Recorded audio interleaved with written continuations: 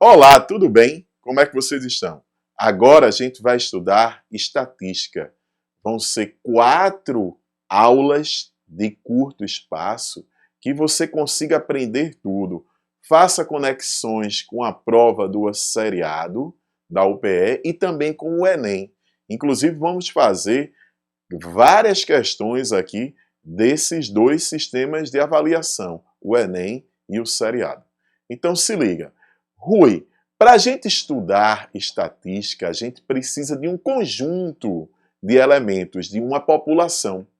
Sendo que a população ela pode ser muito grande. Se você pegar, por exemplo, a população do Brasil, quer saber a preferência musical dos brasileiros, vai ser muito grande, não dá para entrevistar todo mundo. Então o que é que a gente faz? A gente pega um subconjunto desta população, que é chamado de quê? Amostra. Um detalhe, essa amostra ela tem que ter as mesmas características da população. Como assim, Rui? Se no Brasil 55% das pessoas são mulheres, na minha amostra, por menor que ela seja, eu tenho que manter essa característica de 55% de pessoas serem mulheres. Ou seja, a amostra ela deve ter a mesma característica que a população. Quando você analisa os elementos da amostra, eles têm variáveis. E essas variáveis são as características dos elementos. Por exemplo, nós temos variáveis, o sexo, a idade, o número de irmãos, tudo isso são variáveis. E essas variáveis, elas podem representar qualidade ou quantidade. Quando essas variáveis representam quantidade, elas são chamadas de quantitativas. E as variáveis que representam qualidade são chamadas de qualitativas. As quantitativas, elas podem ser contínuas ou discreta. Olha, cara, a matemática discreta é a matemática dos números naturais, que não tem um valor que não seja natural, um valor que não seja inteiro, por exemplo. A gente estuda análise combinatória de contar aquelas possibilidades, não tem como achar meia maneira. Aquilo ali é só uma matemática discreta. Então, se você quiser saber o número de irmãos que você tem, isso é uma variável o quê? Quantitativa discreta. E agora, se você quisesse, por exemplo, estimar a sua altura, você não pode medir a sua altura só com 1 metro, 2 metros, 3 metros, pode ser 1,72 do metro. Então, o que é que significa dizer? Que você não vai expressar isso apenas com números naturais. Então, a gente diz que é contínua. Já as qualitativas, elas podem expressar ordem ou não. Quando expressam a ordem, por exemplo, você é aluno do ensino médio, do 3º ano do ensino médio. Isso é uma qualidade. Mas é uma qualidade que você passou pelo primeiro, passou pelo segundo, passou pelo ensino fundamental. Existia uma ordem para você atingir essa qualidade. E a nominal é quando não existe uma qualidade. Por exemplo, o sexo, não existe uma ordem. O sexo de uma pessoa, homem ou mulher, por exemplo, a religião de uma pessoa, não existe uma ordem. Então essas que só dão nome é chamadas de qualitativas nominais. Olha esses exemplos aqui, bem legais, de qualitativas nominais. A profissão, não existe uma ordem. O sexo de uma pessoa, a religião, que existe em ordem, a escolaridade, não é verdade? O estágio da doença, se é leve, médio ou grave.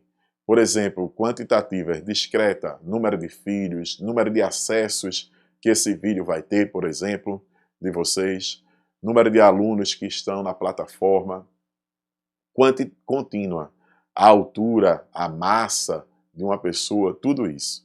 Beleza, todo mundo entendeu as variáveis qualitativas, ordinais, quando tem uma ordem, nominais, quando não existe ordem. E quantitativas, discreta, aquelas que são expressas só por números naturais, que é contar realmente, e as contínuas, quando expressa até por números reais. Beleza? Se liga nisso aí. Então agora a gente vai falar na chamada frequência.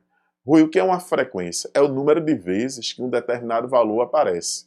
Quando você coloca esse número de vezes, é chamada frequência absoluta. Mas quando você expressa esse número de vezes percentualmente, é a frequência relativa. E a gente aprendeu em porcentagem, você sabe disso, que A é quantos por cento de B? É só dividir A por B. Como assim, Rui? 2 é quantos por cento de 10? 2 dividido por 10 dá 0,20. É 20%.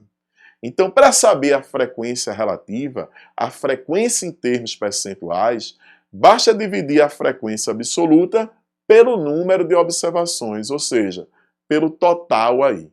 Massa. Agora, a gente vai ver uma tabelinha que você tem aí 15 estudantes. Nesses 15 estudantes, alguns oriundos de estados diferentes do Brasil. Então, nesse total de 15 estudantes, você tem, por exemplo, 6 que são provenientes do estado de São Paulo. Se são 6 que são provenientes do estado de São Paulo, aí o que é que a gente vai ter? 6 de um total de 15. 6 por 15 vai dar quanto? 40%. Essa é a frequência relativa, não esquece. Frequência relativa é a frequência absoluta dividido pelo número de observações. Beleza? Tranquilos? Todo mundo ok? Agora vê só, se liga aqui nessa situação, que é a questão dos gráficos. Os gráficos governam o mundo. Toda informação para a gente é repassada por gráfico, porque visualmente é mais fácil da gente perceber, não é verdade? Então olha o que é que a gente tem aqui. Existem os gráficos de barras verticais que você expressa a frequência no eixo das ordenadas e aqui coloca os elementos, aquele tipo de elemento, que pode ser um valor, pode ser uma qualidade, coloca as variáveis, algo desse tipo. Então vê o que é que você tem. Se eu pegasse e tivesse feito uma pesquisa da preferência da área que os alunos vão fazer aí nos cursos universitários, que podia ser saúde, exatas ou humanas. Então, no Colégio Damas, aqui a gente teve isso, ó, 35% de exatas, 25% de humanas e 40% de saúde. A maioria foi de saúde. Então, o que é que você tem aqui? Já é um percentual, já é a frequência relativa, em termos percentuais. Se eu for expressar num gráfico de barras verticais, basta a gente colocar saúde, exatas e humanas e os percentuais, e colocar as barras que têm alturas iguais àqueles percentuais. Fechou? A barra horizontal é só você colocar a frequência no eixo das ordenadas. Então você vai ter a largura do retângulo e não mais a sua altura, como sendo o quê? O percentual, a frequência relativa. Existem também esses gráficos que você marca os pontinhos, que são os gráficos de segmentos de reta. Esse gráfico, basta você ligar os percentuais, 35%, aí desceu para 25%, aumentou para 40%, então por segmento de reta.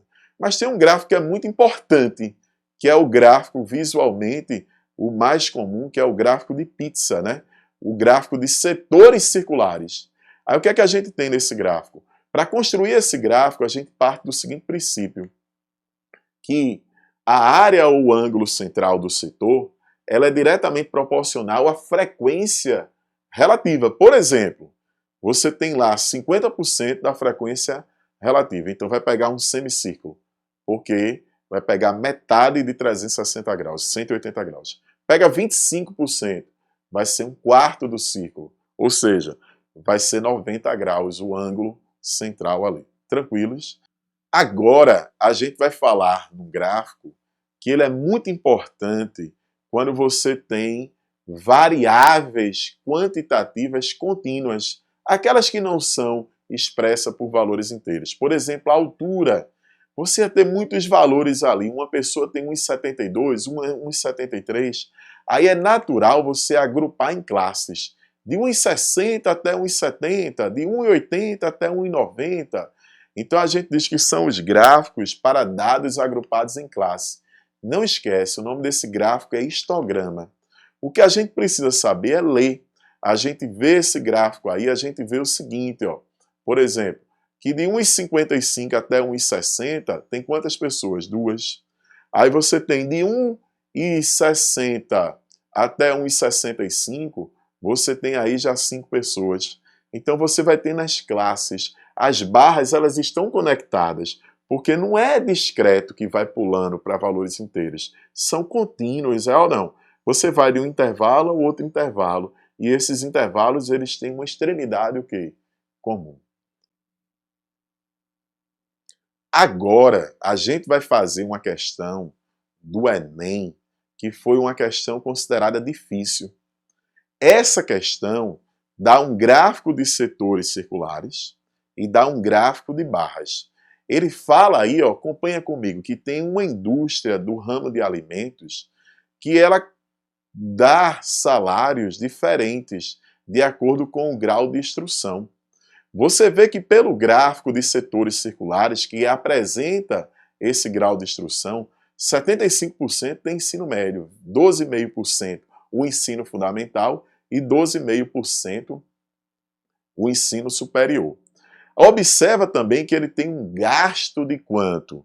De 400 mil reais e uma receita de 10 milhões.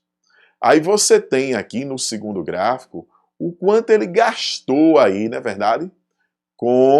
No ano de 2013, que foi as barras mais escuras, com o ano de 2014, que foram as barras o quê? Mais claras. Agora vê o comando da questão. Qual deve ser o aumento da receita para que o lucro seja o mesmo? Vamos falar um pouquinho de lucro, receita e custo. O que é lucro? Lucro é a receita menos o custo, não é verdade? Então, se você tem um custo de R$1.000 e uma receita de 1.500, seu lucro é R$500. Mas se seu custo ele aumentou R$200, passou para 1.200, e você quer continuar ganhando 200, sua receita tem que também aumentar R$200, tem que passar para R$1.700. Ou seja, se aumentar o custo, aumenta a mesma coisa na receita, seu lucro está se mantendo o mesmo. Não é verdade? Vamos lá na questão? Primeiro a gente vai usar esse gráfico de barras de setores circulares para saber quanto gastava com cada nível de instrução. Então, como você tem aí que o nível superior era 12,5%, aí a gente vai calcular 12,5% de 400 mil, que dá 50 mil. Como o nível do ensino fundamental também é 12,5%, também vai ser 50 mil. E o nível do ensino médio, que é o maior, 75%, você vai ter quanto? 300 mil. Agora você tem que olhar o seguinte, vê só. Você vai ver qual foi o aumento que teve. Quando a gente olha aumento do custo, você vê que nesse primeiro gráficozinho aí, esse primeiro gráfico de barras, que representa essas duas primeiras barras, o que é que a gente tem aí, cara? A gente tem o ensino fundamental. Você vê que o ensino fundamental que está na cor mais escura, ele correspondia a quanto? A 5 intervalozinhos. Esses 5 intervalozinhos, a gente sabe que corresponde a um valor de 50 mil. Então, cada intervalozinho estava equivalendo a um valor de quanto? A um valor, por exemplo, de 10 mil. Como você passou agora para 7 intervalos, você aumentou 2 intervalozinhos. Então, quer dizer que você já aumentou quanto? 20 mil, que é o que você precisa aumentar. Se ligou? Vamos ver para o outro aí. Quando você olha para o outro, que você tem aí, você vê que tem quantos funcionários? Antes você tinha 150. Na verdade, se você contar, você vai ter 15 ali, mas você aumentou mais 3 intervalozinhos. Então, 150 correspondia aos 300 mil, que era o ensino médio. E agora, o que é que você tem, cara? Você vai ter o seguinte, que esses 3 aí, ó, vão corresponder a quanto? Se você tinha 150 correspondendo aos 300 mil, é como se cada intervalozinho daquele era 20 mil agora no ensino médio. Então você vai ter agora 3 que aumentaram 3 intervalozinhos, e que você vai ter o 60 mil. Já no ensino superior, quando tu olha os gráficos, tu vê que as barras dobraram de tamanho. Então, o que você tinha é o que aumentou. Se você tinha um gasto de 50, você aumentou 50. Então, você aumentou o quê? 20 mil, você aumentou 50 mil e você aumentou 60 mil no médio. Quando você somar isso aí, vai dar um aumento de 130 mil reais.